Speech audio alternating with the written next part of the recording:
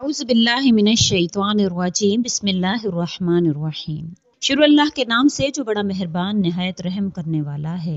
आज का जो अमल, आज का जो वजीफ़ा मैं आपसे जिक्र कर रही हूँ वो इय्याका नअबुदु व इय्याका नस्तईन के हवाले से है। ये अमल बड़ा ही ख़ास है, बड़ा ही खूबसूरत अमल है। 1, 2 और 3 रजब के दिन में अगर आप ये अमल किसी भी एक दिन में कर लेते हैं तो अल्लाह ताला किस तरह से आपको औलाद की नेमत से नवाज देते हैं इंशाअल्लाह ताला, किस तरह से आपके बेड़े पार होते हैं, किस तरह से आपकी परेशानियां खत्म होती हैं। एक बहन के सच्चे वाक़ये के साथ मैं आपसे जिक्र करूंगी, तो वीडियो को गौर और तवज्जो से सुनिएगा। अमल को भी निहायत गौर और तवज्जो से सुन लीजिएगा ताकि आप इसको करके अपने मुकद्दर में अल्लाह से औलाद लिखवा सकें। वीडियो जिक्र करने से पहले मैं आपसे रिक्वेस्ट करना चाहूंगी कि अगर आप मेरे चैनल पर नए हैं या मुझे पहली मर्तबा सुन रहे हैं तो मेरे चैनल को सब्सक्राइब जरूर कर दें, और अगर आप मजीद अपडेट्स हासिल करना चाहते हैं तो सब्सक्राइब के बटन के साथ जो बेल नोटिफिकेशन का बटन है उसको जरूर प्रेस करें ताकि मेरी हर नई वीडियो आपके पास नोटिफिकेशन की सूरत में पहुंचती रहे।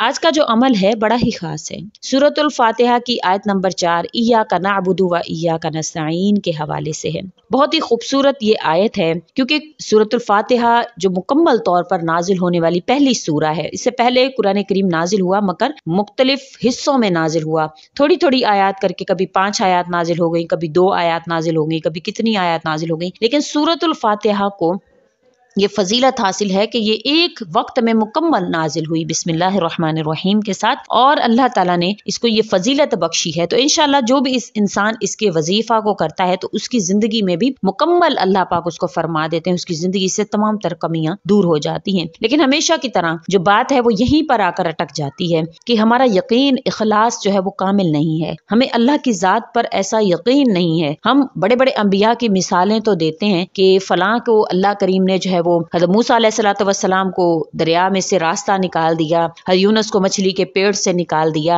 हज़रत मोहम्मद मुस्तफ़ा सल्लल्लाहु अलैहि वसल्लम की जो हालात ज़िंदगी जब बयान करते हैं तो हम बड़े जो है वो आबदीदा हो जाते हैं और बड़ी उसके साथ बयान कर रहे होते हैं। लेकिन उन तमाम चीज़ों के पीछे जब अल्लाह की नेमतें उनके साथ जब जुड़ी तो उनके साथ क्या चीज़ शामिल हाल थी कि जिसकी वजह से अल्लाह ताला ने उनको हालात से निकाला, उनको परेशानियों से निकाला। और इसी तरह से औलाद के हवाले से जब हम जिक्र करते हैं तो हम ज़करिया अलैहिस्सलातु वस्सलाम की मिसालें पेश करते हैं, हजरत इब्राहीम अलैहिस्सलातु वस्सलाम की मिसालें पेश करते हैं, और इसी तरह से हज़रत अक़दस सल्लल्लाहु अलैहि वसल्लम के दादा अब्दुल मुत्तलिब इसके हवाले से कि हम जो है वो औलाद के हवाले से कि अल्लाह करीम अता करने पर कादिर हैं। लेकिन उन तमाम चीज़ों के पीछे जो उनका इखलास था, जो उनका यकीन था अल्लाह की ज़ात पर, हम उसको कहीं भूल जाते हैं। तो यही हमेशा मैं आपसे जिक्र करती हूँ। हमारे बताए हुए तमाम तर वज़ाइफ 100% श्योर हैं। जितने भी हमारे चैनल पर वज़ाइफ मौजूद हैं वो कारामद हैं, मुजर्रब हैं, आजमूदा हैं। लेकिन उन लोगों के जो वाक़यात हम आपसे जिक्र करते हैं जिन्होंने इसको किया और अल्लाह ताला ने उन पर करम नवाजियां फरमाई, तो उनका ईमान भी उसी तरह का था, उनका इखलास भी उसी तरह का था, उनका अल्लाह की ज़ात पर यकीन उसी तरह का था जिस तरह के अंबिया का यकीन था अल्लाह की ज़ात पर। वो यही सोचते थे कि मैं अल्लाह को पुकारूंगा, मैं जब अल्लाह अकबर कहकर अल्लाह को पुकारूंगा तो मेरा अल्लाह मुझे फौरन से अता कर देगा। हम इस चीज को जो है वो मिस कर जाते हैं। बेशक जो यकीन है आपकी जिंदगी में, जो यकीन है वो इस तरह से है कि आपने जमीन खोदी है।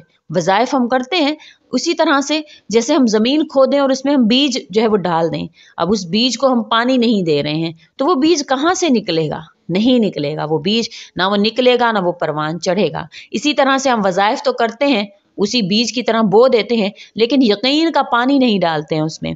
जब यकीन अल्लाह की ज़ात पर होता है तो वो दरख्त परवान तो क्या, वो दरख्त फलता है, फूलता है, फल देता है, फायदा देता है, साया देता है, उसी औलाद की तरह परवान चढ़ जाता है। तो इसी तरह जब आप अल्लाह की ज़ात से यकीन रखते हुए आमाल को करते हैं, यकीन के साथ अल्लाह की ज़ात को पुकारते हैं, तो अल्लाह ताला आपको इसी तरह से औलादें अता फरमाते हैं। जिस तरह से इब्राहीम अलैहिस्सलातु वस्सलाम को फरमा बरदार औलाद अता फरमाई इस्माइल की सूरत में, जिन्होंने ख्वाब की सूरत में ही फरमा दिया कि बाबा जान अल्लाह ने जो आपको हुक्म दिया है आप वो कीजिए। हज़रत याह्या अलैहिस्सलातु वस्सलाम हज़रत ज़करिया को अता फरमाए, और ऐसे पाक दामन, ऐसे पाकीज़ा कि जिनकी कोई इंतहा नहीं है। जब इंसान अल्लाह की ज़ात से यकीन कामिल के साथ मांगता है तो अल्लाह ताला उसको ऐसी सआदतमंद और ऐसी आंखों की ठंडक औलाद अता फरमाते हैं कि उसके गुमाह से भी बाहर होता है। लेकिन जब शिर्क की तरफ रजू करता है, शिर्क की तरफ दौड़ता है और उसके ذریعہ سے اللہ سے اولاد حاصل تو کر لیتا ہے، بے شک دینے والی ذات تو اللہ ہی کی ہے، حاصل تو کر لیتا ہے، مگر ایسی چبھنے والی اولاد آنکھوں میں ریت کی طرح چبھتی ہے کہ وہ کہتا ہے کاش کہ اس سے اچھا مجھے اولاد ہوتی ہی نہ۔ اللہ نے نصیب میں تو لکھی ہے، اللہ نے تقدیر میں تو لکھ دی ہے، خواہ آپ شرک کے ذریعہ سے حاصل کریں یا اللہ کی کلمات کے ذریعہ سے حاصل کریں، مل تو جائے گی اولاد، دونوں صورتوں میں نصیب میں تو لکھ دی گئی، لیکن ہمیشہ کوشش کیا کریں اللہ کی ذات کے ساتھ کسی کو شریک مت ٹھہرایا کریں۔ آپ ہمیشہ قرآن کریم کے ذریعہ سے، وظائف کے ذریعہ سے، بے شک آپ دوائیاں بھی لے رہے ہیں، لیجئے، آپ کو منع نہیں ہے، اللہ کریم نے کہیں منع نہیں فرمایا کہ آپ جو وہ ہیلا نہ کریں، بے شک آپ دوائیاں بھی استعمال کریں، لیکن اس کے ساتھ ساتھ کسی شرک یا لوگوں کے پاس مت جائیں، نہ تعویذ گنڈے کروائیں، صرف اور صرف اللہ سے مانگیں، انشاءاللہ تعالیٰ پھر آپ کی آنکھوں کی ٹھنڈک اولاد پیدا ہوگی۔ آج کا عمل بڑا ہی خاص ہے، آپ نے 1 2 3 رجب میں آپ نے کرنا ہے۔ ایک بہن نے کیا تھا جن کو اولاد نہیں تھی اور شادی کو 20 سال گزر گئے تھے، اولاد نہیں تھی، تو ان کو کسی نے یہ عمل بتایا کہ ایاک نعبد و ایاک نستعین میں تمام دینی اور دنیاوی مقاصد ہیں۔ نبی کریم صلی اللہ علیہ وسلم نے سورۃ الفاتحہ کی قسم کھا کر فرمایا ہے کہ اس کے قبضہ قدرت میں میری جان ہے، کس ذات کی قسم جس کے قبضہ قدرت میں میری جان ہے کہ اس جیسی سورہ نہ تورات میں نازل ہوئی، نہ انجیل میں، نہ زبور میں، تو جو کوئی بھی سورۃ الفاتحہ کو ایمان اور یقین کے ساتھ پڑھتا ہے تو ہر بیماری سے اس کو شفا ہو جاتی ہے، ہر دینی اور دنیاوی مقاصد اس کو حاصل ہو جاتے ہیں۔ ایاک نعبد و ایاک نستعین میں سراسر جو ہے وہ انسان کی عاجزی کا اظہار ہے کہ میرے پاک پروردگار میں عاجز ہوں، میں ناتواں ہوں، تمہارے آپ کے سوا میرا کوئی نہیں ہے، تو آپ نے سورۃ الفاتحہ کو 7 مرتبہ پڑھنا ہے، اول آخر درود شریف کے ساتھ، بسم اللہ الرحمن الرحیم سمیت۔ جب آپ نے ایاک نعبد و ایاک نستعین پڑھنا ہے تو آپ نے اس کو 100 مرتبہ پڑھنا ہے، یعنی کہ ایک تسبیح آپ نے اس کی کرنی ہے۔ اس کے بعد آپ پانی پر دم کریں گے اور آپ اس کو پی لیں گے۔ انشاءاللہ تعالیٰ ان 3 دن کے اس عمل سے اللہ تعالیٰ آپ کو اولاد کی نعمت سے نوازیں گے، آپ کے اندر جو بھی بیماریاں ہوں گی، جو بھی آپ کی پریشانیاں ہوں گی، انشاءاللہ اس حدیث کو مد نظر رکھتے ہوئے اگر آپ یقین کا پانی ڈالتے ہوئے اس وظیفہ کو کریں گے تو آپ کی تمام تر اندرونی بیماریاں اللہ پاک ختم فرمائیں گے۔ جو بھی دوائی آپ استعمال کر رہے ہوں گے تو انشاءاللہ تعالیٰ اس دوائی میں اللہ پاک اثر پیدا فرما دیں گے، جو آپ کے جسم کے روئیں روئیں سے آپ کی پریشانیوں کو نکالے گی، آپ کی بیماریوں کو نکالے گی۔ جس بھی وجہ سے اولاد نہیں ہو رہی ہے اللہ تعالیٰ اس وجہ کو ختم فرما کر آپ کو اولاد کی نعمت سے نوازیں گے، اور ایسی اولاد جو آپ کی آنکھوں کی ٹھنڈک ہو، ایسی اولاد سے آپ کو نوازیں گے۔ تو آپ نے ایاک نعبد و ایاک نستعین کو آپ نے یقین کے ساتھ پڑھنا ہے، ایک تسبیح کر کے پانی پر دم کر کے آپ خود بھی پئیں، اپنے شوہر کو بھی پلا دیں۔ انشاءاللہ اس 3 دن کے عمل سے اللہ تعالیٰ آپ کی اولاد آپ کو عطا فرما دیں گے، آپ کو اولاد جیسی نعمت سے نواز دیں گے۔ ان بہن کا واقعہ اس وجہ سے ذکر کیا کہ انہوں نے بھی یقین سے ہی کیا ہوگا، جب اللہ کریم نے ان پر اپنا کرم فرمایا، انہوں نے یقین کے ساتھ اس عمل کو کیا۔